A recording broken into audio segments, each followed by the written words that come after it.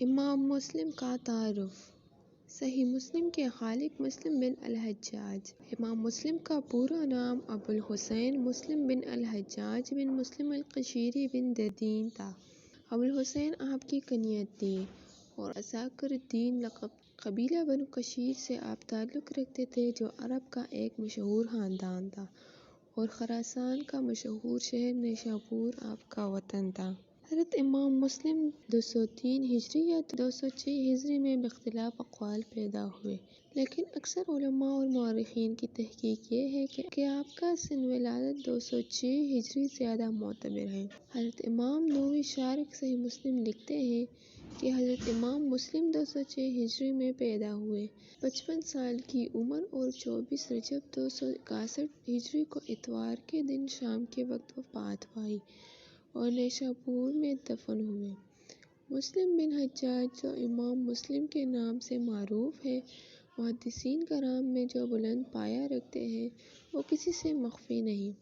علماء اسلام کا اگرچہ فیصلہ ہے کہ قرآن مجید کے بعد پہلا مرتبہ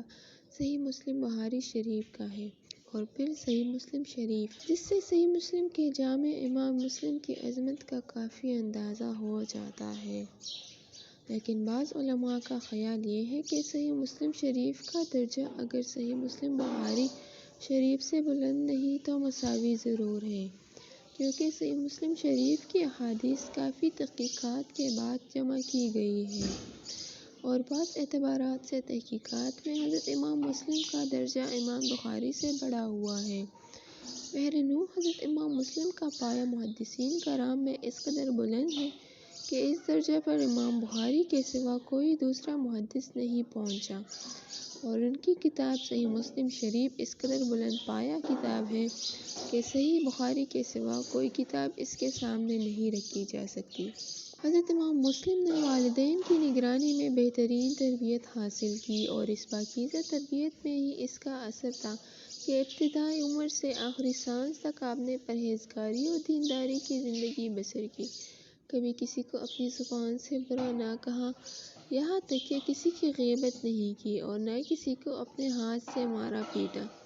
ابتدائی تعلیم آپ نے نیشابور میں حاصل کی۔ آپ کو اللہ تعالیٰ نے غیر معمولی ذکاوت، ذہانت و قوت حافظہ عطا کی تھی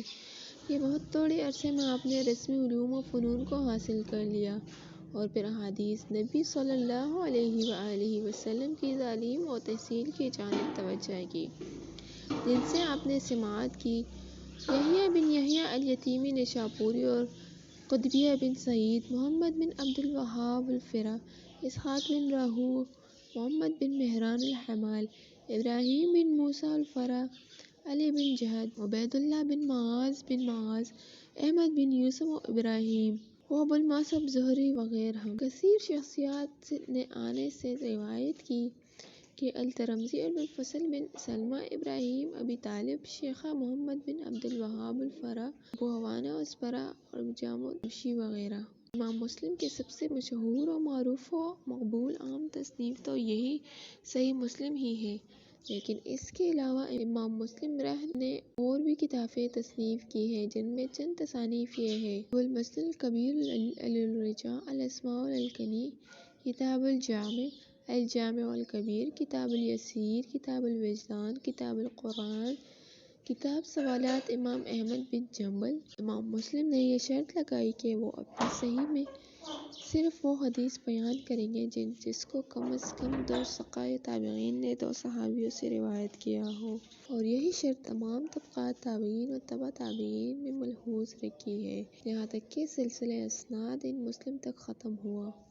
دوسرے یہ کہ راویوں کے اوصاف میں صرف عدالت پر ہی اکتفا نہیں کرتے بلکہ شرائط شہادت کو بھی پیش نظر رکھتے ہیں۔ امام مسلم کی خداداد صلاحیتوں نے خود امام مسلم کے اساتذہ کرام کو بھی ان کا اس قدر گرویدہ بنا لیا تھا کہ اسحاق بن راہویہ جیسے امام فن بھی پکار اٹھے کہ لن ینال الخیر ما ابقا المسلمین،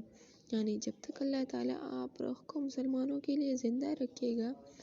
بھلائی ہمارے ہاتھ سے نہیں جائے گی۔ امام مسلم فرماتے ہیں کہ میں نے 3 لاکھ احادیث نبویہ میں منتخب کر کے یہ کتاب صحیح مسلم تیار کی ہے۔